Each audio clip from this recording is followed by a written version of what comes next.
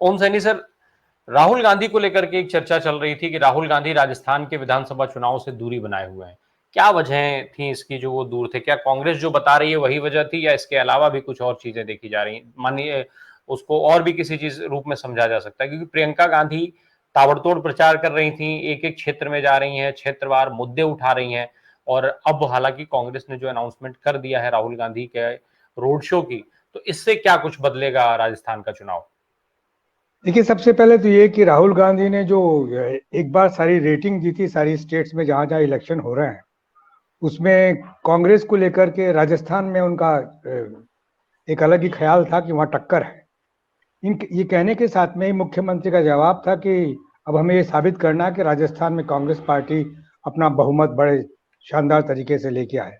तो इस जिद बहस के साथ में कोई शायद कुछ हुआ हो, लेकिन ऐसा लगता नहीं है, क्योंकि वो मोहब्बत की दुकान खोल रहे हैं तो उनके साथ में टेंशन चलते नहीं है आजकल। तो वही हुआ कि जैसे ही ये सब ज्यादा चीज तूल पकड़ने लगी तो उन्होंने ये अनाउंस कर दिया कि वो अब कहाँ पर राजस्थान का वो जो रोड शो और सारा सब कुछ सिलसिला स्टार्ट करेंगे। और दूसरा ये भी कि जिन लोगों के माध्यम से ये सारी बातें पहुंच रही है वो भी कोई धुले हुए माध्यम तो है नहीं। उन माध्यमों का स्वरूप बड़ा धुंधला और ऐसा है जिसको टिकट ग्रांटेड नहीं लेना चाहिए। लेकिन साथ साथ में ये है कि चाहे भारतीय जनता पार्टी हो चाहे कांग्रेस हो, दोनों में जो बड़े नाम है उनको अंकों की बड़ी जरूरत है। क्योंकि उनकी अपनी आंतरिक टसल को भी निपटने के लिए और अपनी हैसियत को बनाए रखने के लिए उनके पास में पार्टी के अंदर भी बहुमत होना बहुत जरूरी है। चाहे वो मुख्यमंत्री अशोक गहलोत हो, चाहे सचिन पायलट हो, चाहे वसुंधरा जी हो, और चाहे दूसरे लोग जो अपना आपको समझ रहे हैं कि वो भी दावेदार हैं भारतीय जनता पार्टी में, तो उनको सबको। तो वसुंधरा जी ने जो अपना खेल स्टार्ट किया है उसमें तो निश्चित रूप से बात आ गई कि पहले तो टिकटों का सिलसिला था, कुछ लोगों के कट गए हैं जो उनके बड़े विश्वसनीय थे। उन लोगों ने अपने आप को इंडिपेंडेंट घोषित भी करके और चुनाव मैदान में भी यूनुस खान जैसे लोग खड़े हो गए। परिणामी तो नहीं हुए लेकिन हो गए वो लोग ना। तो उनमें इसको यूं देखा जाना चाहिए कि अपने अपने अपने अंक बनाना चाहते हैं, कोई भी पीछे नहीं रहना चाहते। सचिन पायलट ने जिस तरीके से बैरवा को अपने साथ बीएसपी वाले को अपने में मिक्स किया तो एक दबदबा दिखाया कि जो ईस्टर्न राजस्थान है जिसमें कि वो उनका सारा वो है, उसमें अपनी हैसियत वो बना सकते हैं और वो जो एससी के वोट्स हैं उनको हासिल कर सकते हैं, चाहे वो बीएसपी के हों चाहे किसी और को। क्योंकि टोंक के अंदर जिस तरह से उन पर आक्रमण किया जा रहा है, विधुड़ी को जिस तरीके से बिठाया गया है, और विधुड़ी जिस तरीके से हिंदुस्तान पाकिस्तान करने की बात करने के साथ साथ में हिंदू बहुमत को अपने साथ में हासिल करने की चेष्टा में लगे हुए हैं भारतीय जनता पार्टी के लिए, उसी तरीके से सचिन पायलट ने भी एक रणनीतिक सफलता हासिल की। तो इसको यूं देखा जाना चाहिए। मैंने बता ही दिया कि राहुल गांधी का सिलसिला क्या रहा है, उसमें कोई नया कुछ भी नहीं है। ये तो निश्चित रूप से राहुल गांधी वो जो कह गए थे, जो एक संवाद हुआ था उसके बाद में ये ख्याल था, लेकिन ये इसका कोई उल्टा अर्थ ना लग जाए इसलिए ही राहुल गांधी तत्काल सारे काम छोड़ के और राजस्थान से वो चुनाव अभियान चलाने के लिए आ रहे हैं। और मैं आपको बता दूं कि राजस्थान में जितनी बेहतर स्थिति कांग्रेस की इस वक्त है, उसने जो सोशल इंजीनियरिंग की है वो बड़ी शानदार है।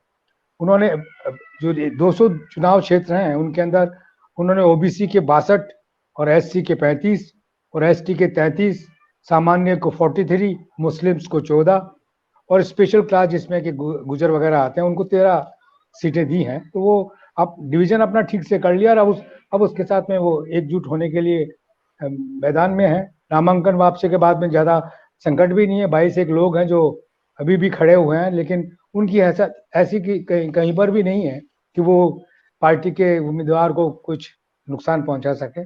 शिव के अलावा वहां पर भी शायद वो बैठ गए हैं।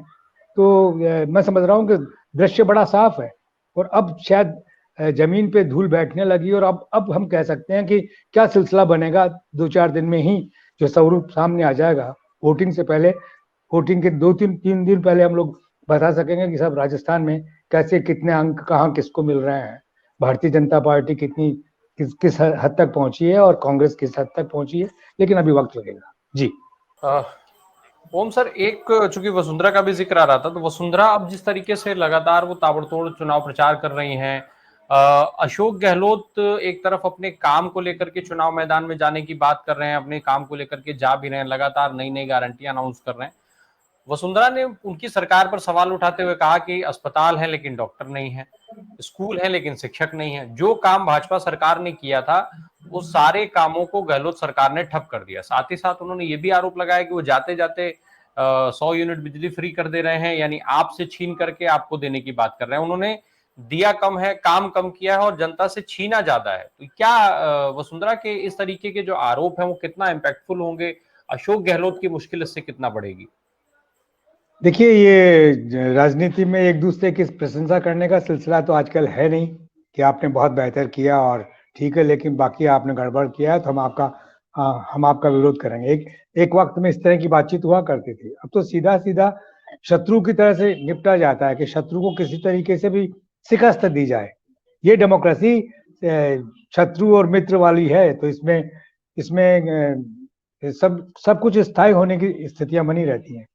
तो वो वैसा ही कर रही हैं। बाकी इसी को वार रूम से जब अशोक गहलोत बोलते हैं तो वो यही कहते हैं कि आपको कुछ नहीं करना, आपको गारंटियों की बात करनी है, आपको गारंटियों को लोगों के दिमाग में उतारना है, उनके सामने उसका सारे लाभ बताने हैं और बाकी वो जवाब नहीं देते। अब वसुंधरा जी के पास में ऐसा कुछ बचा नहीं है कि आखिरी वक्त में, मतलब अब जाकर के उनको सक्रिय किया है। तो उन्होंने पहली लड़ाई तो जीत ली कि अपने प्रशंसकों को, अपने अनुयायियों को जो है टिकट दिलवा दिया। वो उतना नहीं मिला, कुछ कुछ बड़े नामी गरामी नाम पड़े रह गए, लेकिन जो मिल गए वो भी काफी हैं। वो जो संभव नहीं समझ रहे थे, क्योंकि पहली लिस्ट जब निकली 41 की, उसके बाद में जिस तरीके का हड़कंप मचा भारतीय जनता पार्टी में, उसका नतीजा ये हुआ कि वसुंधरा जी के बाकी लोग फटाफट उसमें आते चले गए। तो इसलिए वसुंधरा जी को अपना अंक तो मिल गया। अब उनकी विजय का सिलसिला है, तो विजय वो लोग अपने दम पर भी काफी लोग हैं जो कि उस मैदान में टिके रह सकते हैं और अपने आप को विजयी बना सकते हैं। और साथ साथ में वो जो बोल रही हैं, वो उनका बोलना अब वैसा नहीं रहा जैसा इस चुनाव के प्रारंभ होने से पहले, और जब अमित शाह और नरेंद्र मोदी उनको रोक रहे थे, तब अगर वो बिगनिंग में सब कुछ हो जाता तो बातें बहुत अलग किस्म की होती। कि वो जो अभी जो आलोचना कर रहे हैं वो अलग तरीके की आलोचना होती है और उनका अर्थ होता है। लेकिन अभी तो वो लग रहा है कि वो एक औपचारिकता पूरी कर रही है ये सब बातें कह करके, क्योंकि पीपुल ओरिएंटेड सारी स्कीम्स को और सामाजिक सुरक्षा की सारी गारंटियों को जो अगर आप रद्द करेंगे तो वो कहाँ गले से उतरती है। जिनको जो कुछ मिल रहा है वो तो महत्वपूर्ण है, उसको आप कहें कि वो ऐसे जैसे एक सवाल ये भी आया कि इतनी सारी कंपनियां हैं जिनको आपने बीमार कर दिया, खासतौर से विद्युत कंपनियां जो बनी हुई है उनका उनका हाल बहुत खराब है, यूं कह के कहना चाहते हैं। लेकिन ये तो सुना ही नहीं जाता वेलफेयर गवर्नमेंट के वक्त में या कल्याणकारी राज्य में इस तरह की आलोचनाओं को अर्थ नहीं दिया जाता। अगर आप कल्याणकारी हैं पीपुल के लिए, नागरिक के लिए, तो उसके बाद में आपको ये सब कुछ करना पड़ेगा, इसका प्लान करना पड़ेगा, इसको कैसे निपटा जा सकता है, अगर कमी है तो उसको कैसे बराबर लाया सकता है और ज्यादा है तो कैसे बांटा जा सकता है। ये सारी बातें हैं, तो जवाब है इनके ना। ऐसा कुछ भी नहीं बोल पा रही जिससे लगे कि उसका जवाब ही नहीं है। और जो काफी अरसे तक वो लगातार बोलते रहे कि हिंदू मुसलमान करते रहे, इम्पीचमेंट वाला सिलसिला करते रहे। आज भी अमित शाह और नरेंद्र मोदी तो यही कर रहे हैं। उदयपुर की घटना को ही बार बार दोहराते हैं कि वो टेलर के साथ में जो हुआ बेचारे के साथ में, उसको उसको बार बार दोहराते हैं कि कैसे ये इम्पीचमेंट कर रहे हैं। और जल्दी से जल्दी चाहते हैं कि दूसरा अल्पसंख्यक वर्ग जो है वो खड़ा हो खिलाफत में कांग्रेस के, और वो कुछ करे तो उसके बाद में बात बने, लेकिन वैसा हो नहीं रहा है। तो ऐसे में उनके लाचारी के स्वर हैं, ये ऐसे स्वर नहीं जिनसे कि ऐसा प्रकट हो कि साहब वो कोई कांग्रेस का जवाब बन गई है।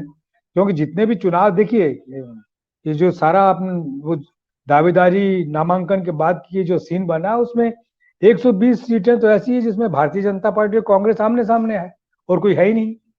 तो वो वहां होगा युद्ध, और वो 120 ही मेरा ख्याल है कि निर्णायक होंगी।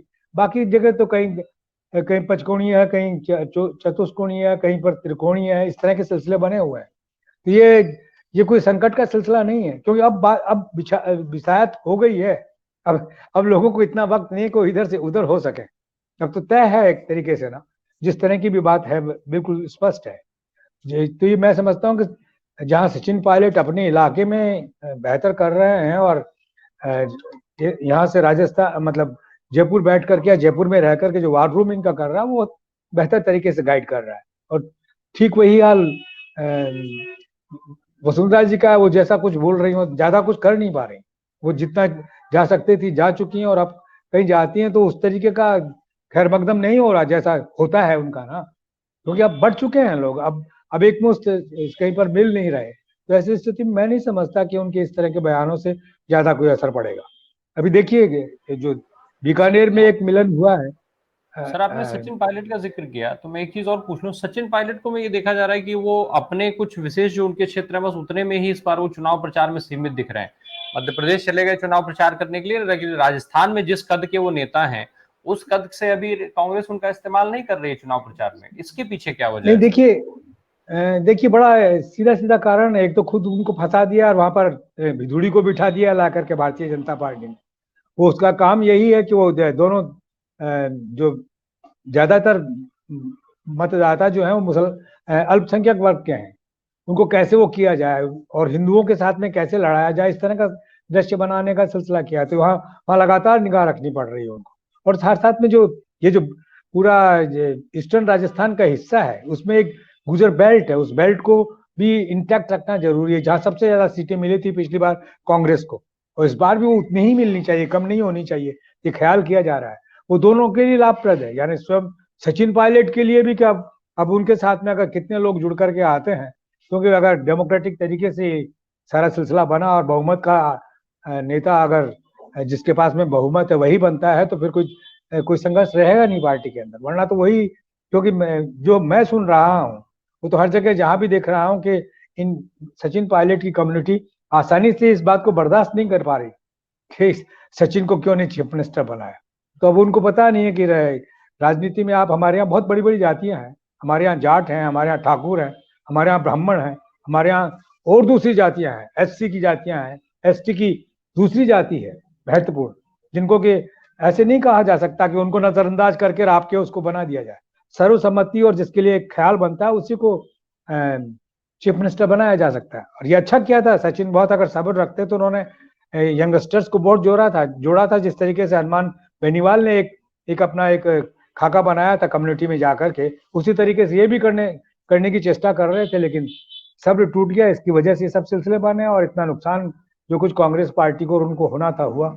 अब एकजुट होकर के मेरा ख्याल के वैसा ही कुछ बनाने की चेष्टा कर रहे हैं जो पहले उन्होंने हासिल किया था। जी ओम सर, एक चीज और जरा समझ लें हम आपसे, ये जो भाजपा के अचानक से सारे बड़े नेता अब चुनाव प्रचार में जो है एक साथ अब उतर करके आ गए हैं, अब लगभग सारे लोग जो है वो जमीन पर उतर गए हैं। अब इस एक साथ इतनी बड़ी फौज, इतने बड़े नेताओं की उतार देने का कुछ इफेक्ट रहेगा चुनाव पर इसका?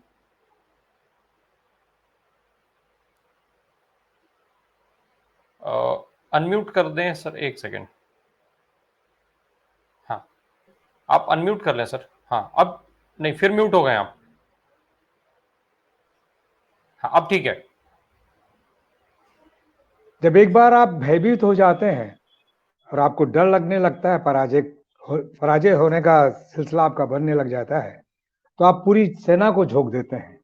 वही हाल हम देख रहे हैं कि भारतीय जनता पार्टी का शीर्ष नेतृत्व तो अपने सारे सरदारों के साथ में मैदान में उतर गए, जैसे कि अब हर तरीके से हर जगह हर किस्म से हमें विजय हासिल करने के लिए जाना है। ये एक ऐसा दृश्य बन रहा है। तो वो उस कोशिश में है, लेकिन मुझे लगता है कि उससे कोई ज्यादा फर्क पड़ने वाला है नहीं। जिस तरह का अब अभी संदीप बता रहे थे कि किसानों का क्या सिलसिला है, किसान किस तरीके से खफा है या साथ में है, तो किसान समझने लगे, उनकी चेतना का जैसा विकास हुआ है उसके हिसाब से अब उनको उतनी आसानी से हासिल नहीं किया जा सकता। अब आपको जो बात बड़ा सोच समझ के आपको बोलना पड़ेगा, आपको बताना पड़ेगा कि अगर ये ऋण माफ करना है तो हम जो हमारे हक में है, हम जिसकी हैसियत हम रखते हैं वो तो कर ही देंगे, लेकिन जो केंद्र सरकार की सहमति से जिसको करना है उसके लिए उनसे बात करनी ही पड़ेगी।